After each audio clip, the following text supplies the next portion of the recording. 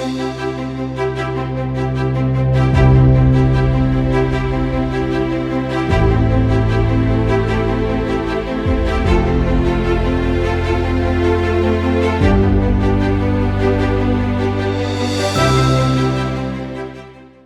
everyone, I'm Rochelle with Vrai. Today I'm very honored to introduce you to Bob Hoffman, whom I've known for, at least a decade and a half.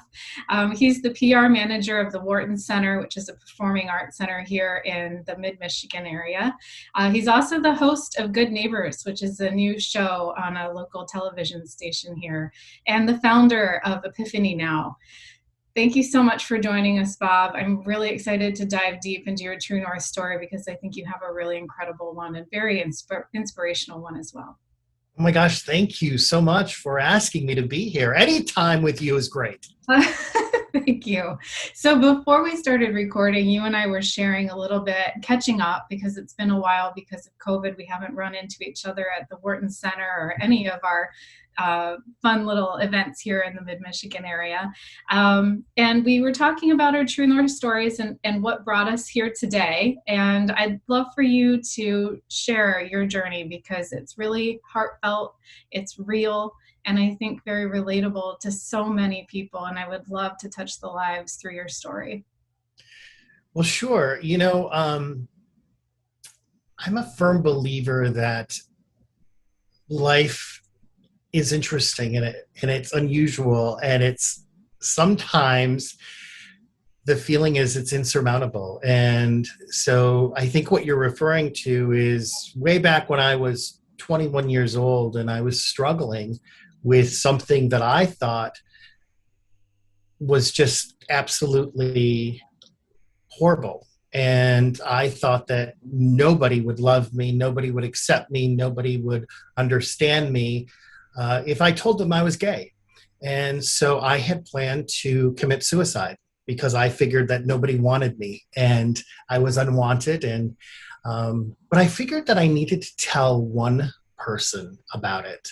And I told a friend, and in my mind, the story that I told myself is that she would say, "Ugh, you're gross, just leave my life." And instead, she hugged me and said, "I love you anyways. That doesn't even matter to me." Like, I'm so shocked that you thought that would matter to me. And it was like, that's not the story I told myself. That's not what's supposed to happen here. And it shocked me into realizing that sometimes the stories that I tell myself are false stories. And I think that is so true with life. We tell ourselves stories that are not real and that cause fear. And when you think about fear, fear is false evidence appearing real. And I remind myself that all the time. The stories that we tell ourselves sometimes aren't real. Now, you can use that to your benefit because the stories that you tell yourself are the most important stories of all. Because if you tell yourself that you want to do something, that you can do something, that you are going to do something, you do it. Mm-hmm. If you tell yourself you can't, you don't. And it doesn't matter what anyone else thinks. That was the biggest lesson that I learned. It doesn't matter what anyone else thinks of me. It matters what I think about me. It matters who I am. Yeah, and that we were talking too about judgment and how that is just such a barrier for most of us. It comes up in just about every conversation that I have here on the Docuseries. What stops us, what other people think, shame, and how those things work together. And Bob, you were a true inspiration to me when I talked to a young person who approached me about their sexual orientation. And I thought about you, and I thought about how you lead with love. And my advice was, you don't introduce yourself with, "Hi, my name is Bob and I'm gay." You say, "Hi, my name is Bob and this is who I am. This is what I do. I lead with love. I show up every day. I share my talents." And Bob, this world is different because you're in it. Oh, well, it's different because you're in it. So yeah, back at you. I just, you bring such joy and inspiration in everything that you do. You're incredibly passionate. And I just want to share that my message of hope and love is Thank you. It's in deep gratitude to you, Bob, for just being there and looking for the good. I've had so many amazing role models, and I've been asked before, who are your role models? And I don't just have one. I think everyone that comes into my life, good or bad, they're role models for me. I look at them and I say, what is something that I can take from them? What is something that I don't want to take from them? Um, we all have different stories. We all have unique talents. And something that you said, which kind of resonates, which is something that I'm continually reminded of, right? Um, I'm not the most important person in the world. People's opinions, it don't matter because they're not thinking about me. They might think about me for 1 second and that's over. I'm thinking about me all the time, right? Because I'm in my head. So it doesn't matter what anyone thinks about you. It's not your business. Yeah.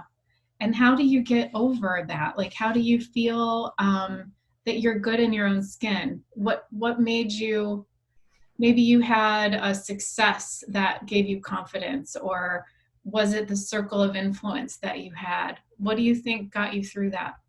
I think for me right now was that one time when I was at the lowest level that I've ever been in my entire life, and I was ready to end it. And then I realized it doesn't matter.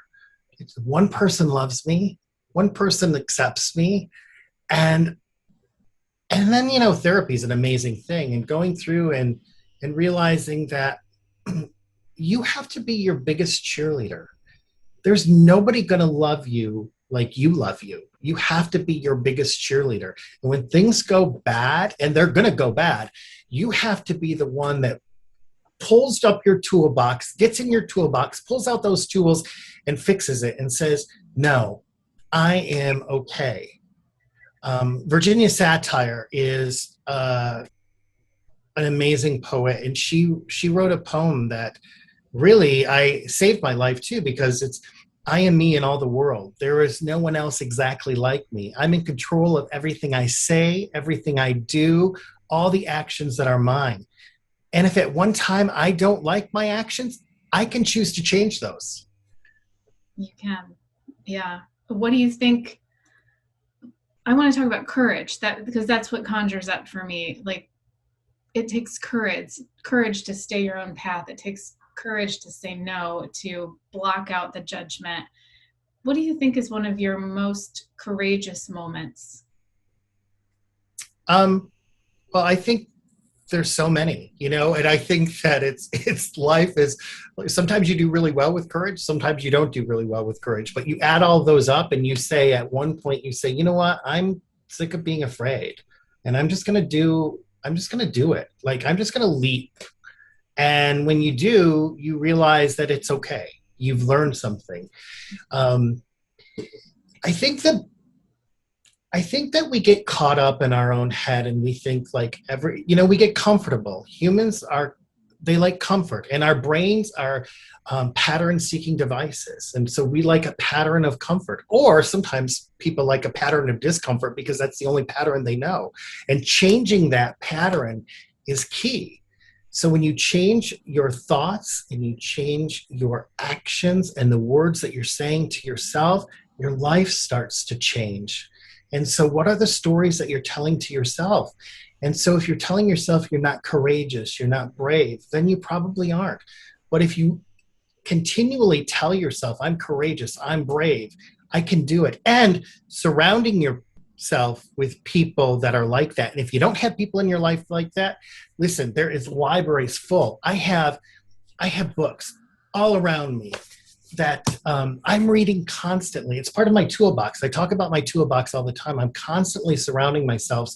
I have a card that somebody sent me. I have, my desk is full of these things because I'm human, and I have a tendency sometimes to go down the rabbit hole and to start thinking, I don't know, it's probably maybe just me, but I tend to spin out of control. And so when that happens, I want to lift myself up. And so every day I try to read something inspirational, or try to read a new book that is about motivation. And that has changed my life.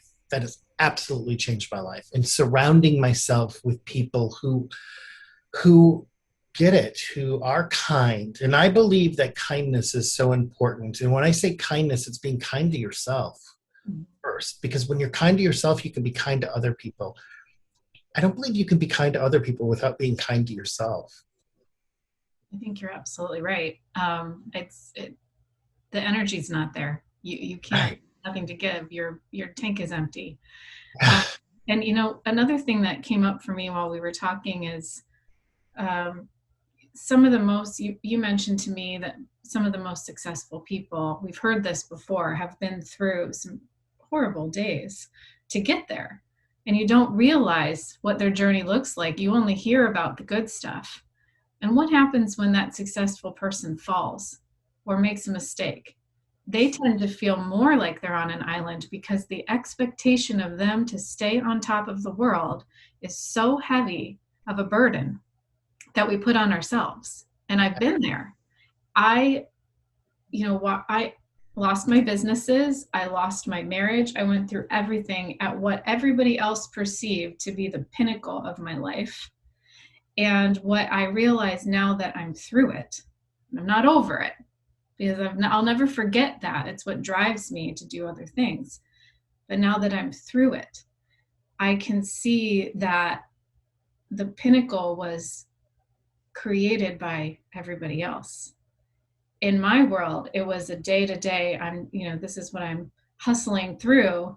And I am not defined by the success of my business. That is not my brand. That is a product that I developed, that I created. And as an entrepreneur, and I know you know this, you are a creator, you're an artist. You create something from nothing. We are all capable of doing that, whether you have a business or you're working on a project or you're a parent or you're wanting to be in a relationship, whatever it is, you're creating something out of nothing. So I really think about that when people are saying that they are struggling in a deep, dark place, because that's where the creativity comes from. So appreciate the pause while it's hard to do and you have to get through the pain. You know, it's just hard to accept. But I believe everything that happens to you, if you look at it as a blessing, and sometimes when the most horrible thing happens to you, you think this isn't a blessing. This isn't. But you know what? It's going to change you. And if you allow it, it will change you for the better. You'll learn something from it that will take you in a new direction that could often give you something that you hadn't had before. And it's hard to do that. It's hard. And it's not something that you can do. Like something bad happens to you. Oh, that's a blessing. Thank you. That's not the way it works. No. But eventually you can get there and say, I let that go. I bless that and let it go. We have a tendency as human beings to take all that negative energy, and it happens to you, and everything's energy, and we spin it in our heads and we carry it around with us like weight for years and years and years. That happened to me. It's not fair. That happened to me and it destroyed my life and it's horrible and it's da da da. But if you took that and just let that go, you'd be so much freer. It would be like, wow, that space that's filled up in your head with all those things is now free to put in good things. Yeah.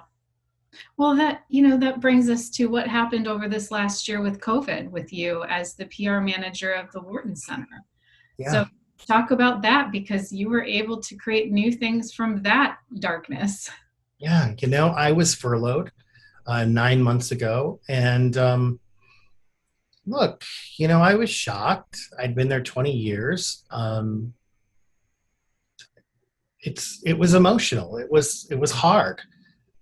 I understood it because, I understand it's a business, but it was hard. And I'll be honest, it was hard for my ego. I took a break and I took a breath and I said, I'm not a religious person. I'm a spiritual person. And I said, this too shall pass. Everything's going to be okay. And I started freelancing and I started working with people, doing what I do best, which I think is communication. Well, I don't think, I know I'm good at communicating and I'm good at connecting people and stuff. And I also took the opportunity to say, Bob, what do you really want? Because sometimes you're so busy doing everything. What do you really want? And I realized that I want to help people who are suffering. I want to be a motivational speaker. I want to be a coach.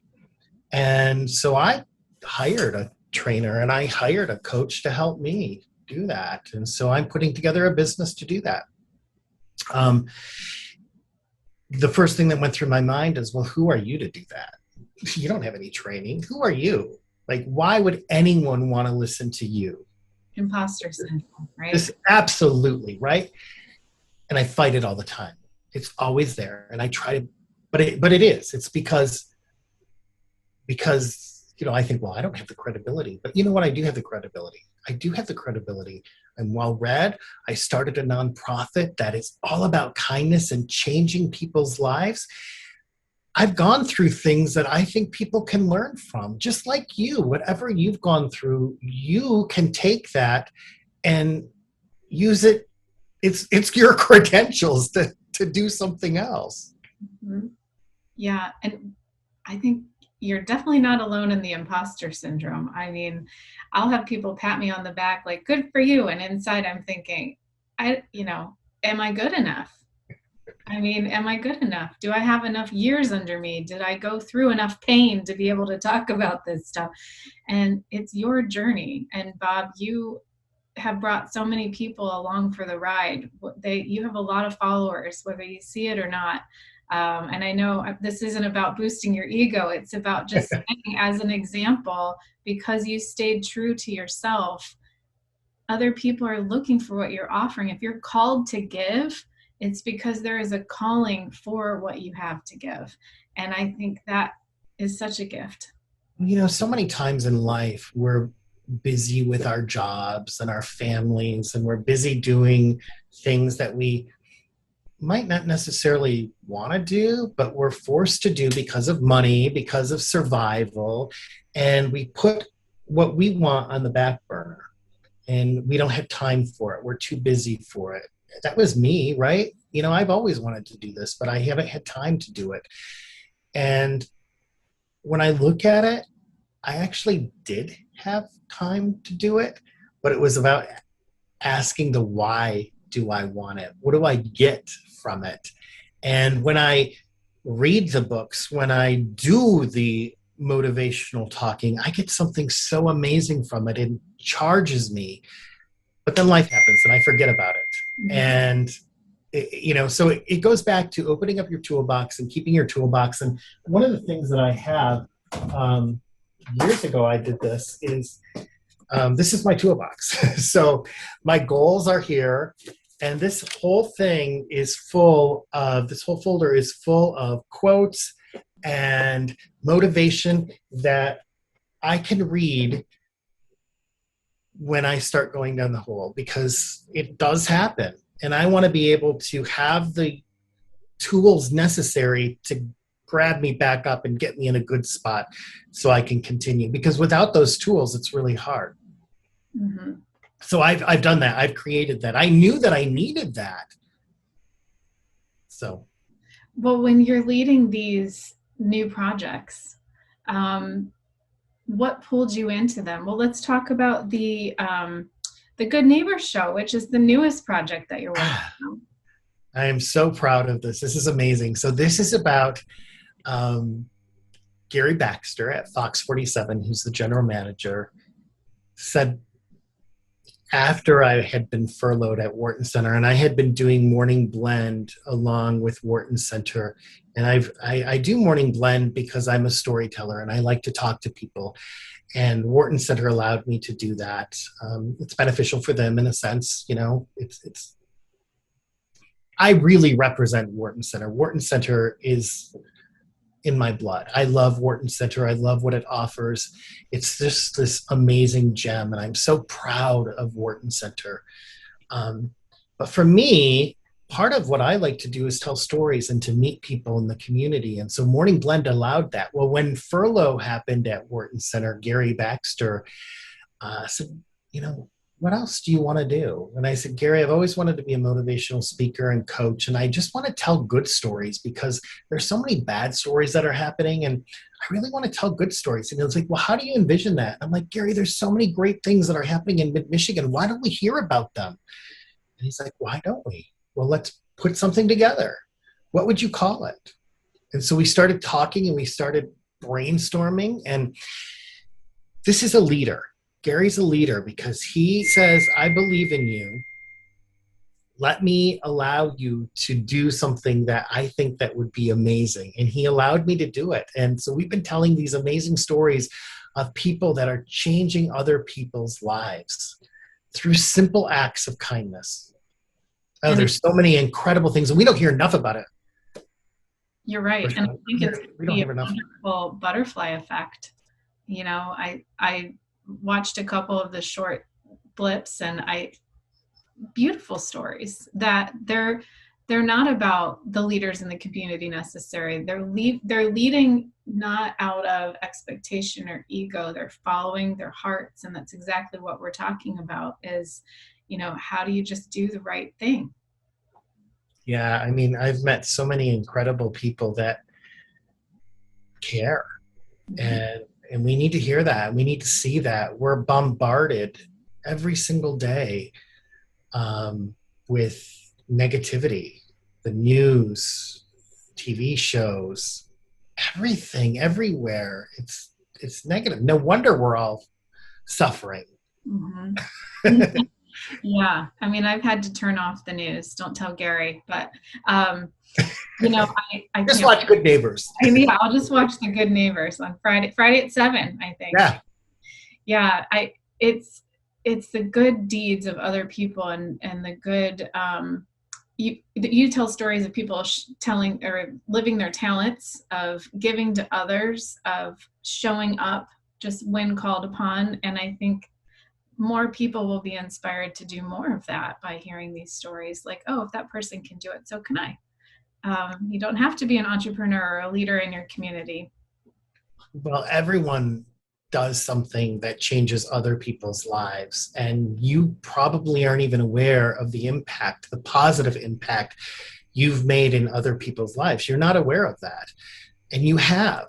And so when you realize the power that you have to change another person's life for the positive, it's amazing. And part of that might be telling your story. Part of that might be sharing what you've gone through so other people feel like they're not the only ones that's gone through it. Because when it's happening to us, we think oftentimes that we're the only person in the world that is going through this. Mm-hmm. It's in our gut, it's in our head, it's in our body. But if you start sharing that, it's incredible. Yeah. And that the flip side of some of this too is that when you are the person on the maybe you were successful and you're going through a tough downtime, be willing to receive from someone else. It doesn't have to be humbling. It doesn't have to be hitting your ego, but people, that's their way of loving and their way of giving back to the world. So let it in.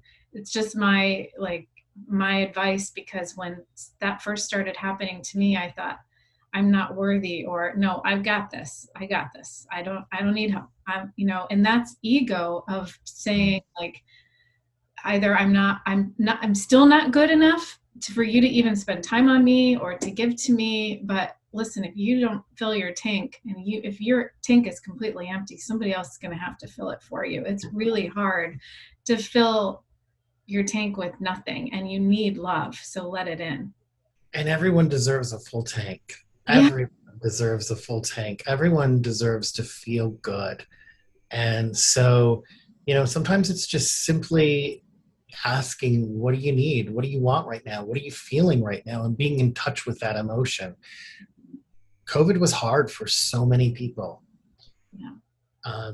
And so, I have a friend who takes her hand and puts it on her heart and says, what am I feeling right now? What is it that I'm feeling? and then repeats like, so right now I'm feeling really scared. Well, what do you have going for you? What can you do to combat that? And taking time out to just ask the questions Mhm.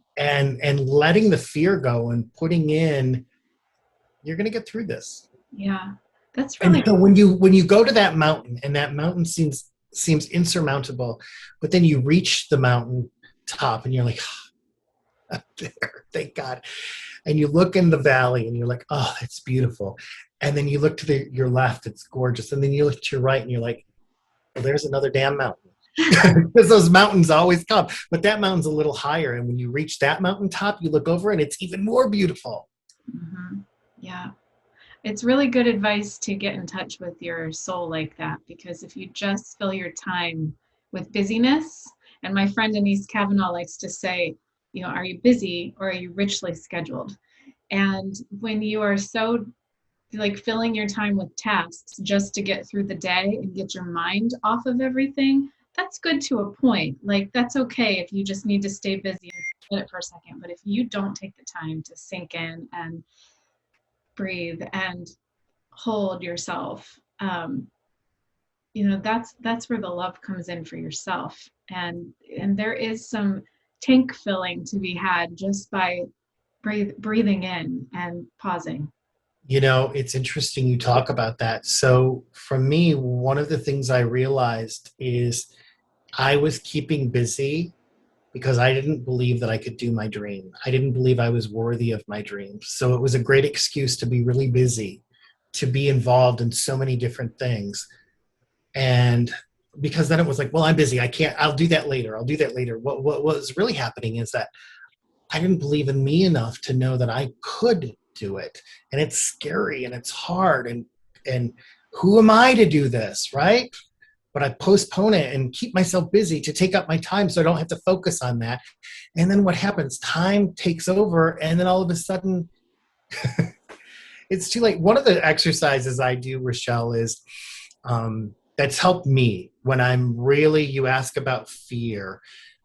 When I'm fearful of something or when something is really insurmountable, I have this exercise, and I project myself in the future, and I'm 95 years old, and where I envision myself, and I do this fantasy in my head. I'm 95 years old, and I'm in a rest home, and I'm in bed, and I'm thinking about my life, and I think, I'm tired and I'm old, and I look back at what's happened. I go back to the point where I am right now, and I think, oh, if I could just go back there again and do it, I'd be okay. I survived. I'd be okay. And that really gives me energy when I do that. Mhm. Well, visioning is a great exercise, and I do that and encourage all of my clients and friends and even my children to do it. Even if it's 1 year out, if you can't go all the way to 95, you know, just Right? baby steps. But when you vision, I like to encourage people to free write in the present tense. And what are you smelling? What are you looking? What do you look like? What are you looking at? Who's around you? What have you accomplished?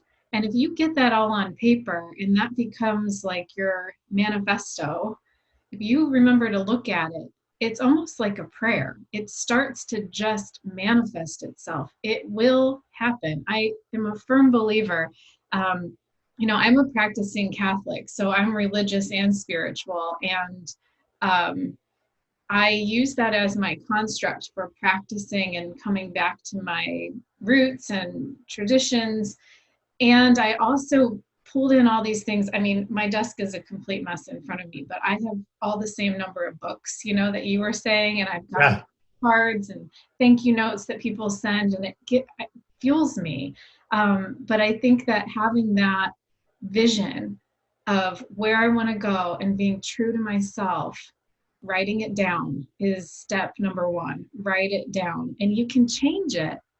But I do believe that the universe or God, we're listening. He's listening to us, and that energy starts to come forward. But we've got to be willing to receive it and believe in ourselves. And I Yeah. know something you preach with. I want to talk about Epiphany now before we have to close. Please. So Yeah. that is where you get to kind of exude all this energy and inspire other people through your great work. Well, so Epiphany Now is about, you can have an epiphany right now to change your life and somebody else's life. And so we've been around since 2009, and it started with me gathering people together to go out into the community and pass kindness forward and come back and share their stories. That was really successful. 6 years ago, we started the YPIF Award, Youth Passing It Forward. And that was based on the fact that I was seeing a lot of youth two ways. Number one, youth being, I'm a news junkie. I do watch the news. And so I was seeing a lot of negativity about youth and crime rates of youth, and these youth did this.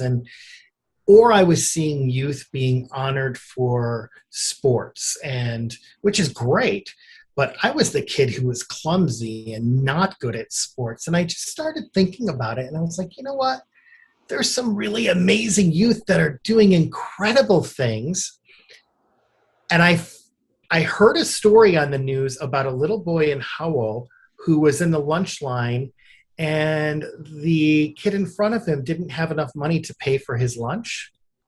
And so the student that I'm talking about ended up buying his lunch for him. And he went home and he said, Mom, you know, Johnny didn't have enough money to buy his lunch, and they wouldn't give him lunch. And so I bought his lunch, and we've got to do something about this. And so they had a fundraiser, and he ended up buying so much lunch that he was able to purchase lunch to pay off everyone's lunch for the entire year.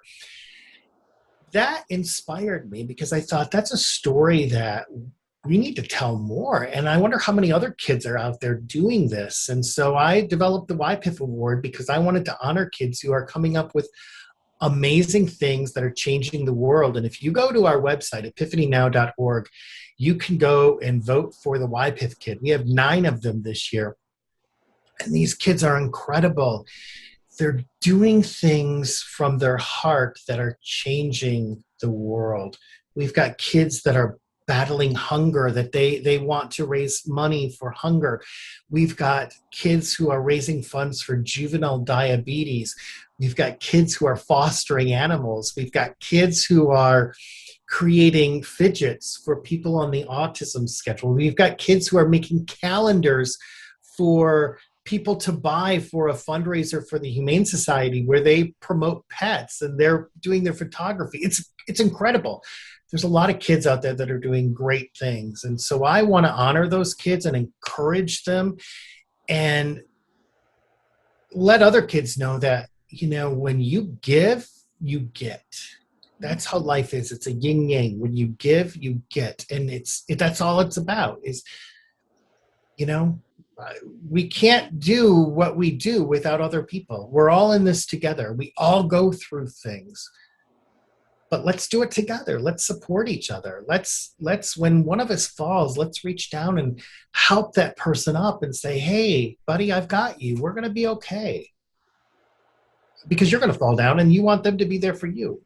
Right.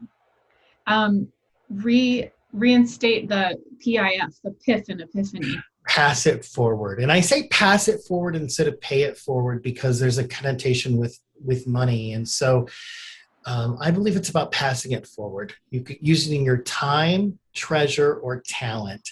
Wherever you are in life, you have something to give to somebody else. And sometimes that could be just a smile. I mean, the power of a smile is incredible. I was just in Flint yesterday, and I was walking down for the Flint mural plays, which is going on, which is incredible. There's hundreds of murals in downtown Flint now, and the Flint Rep Theater has hired artists to create mini micro plays based on 25 murals in Flint. And so we went down yesterday to hear them, and you can download an app and listen to them. When you go to the mural, you can listen to the play. Anyways, I was walking, and typically when you walk any city setting, people don't look at you anymore. People don't smile. And I always try to smile. I always try to look people in the eye. And yesterday, this elderly man looked up at me and he just gave me the biggest smile. And I was like, that made my day. Like, that was just awesome. I was like, he's really happy. And Flint has had so much negativity. And it was like, there's this man in Flint that's smiling big and he's happy. And that just filled my soul. He didn't know that he did that. He was just being himself. But it's the power of just something simple like that. Well, it's the human connection. And may we not forget the lack of that we had over this last year. And everybody's just back into filling their schedules. I know I'm running around 100 miles and a 5-mile radius with all the boys in sports. And let's not forget to stay connected with one another and to keep passing it forward, doing all the good. And thank you so much, Bob. This has just been such an inspiring conversation for me, and I hope for everybody listening. Well, thank you. And you inspire me. Your story's an incredible one and worth telling, and you are changing people's lives. So that's the most important thing. You have the power and you're doing it. So thank you.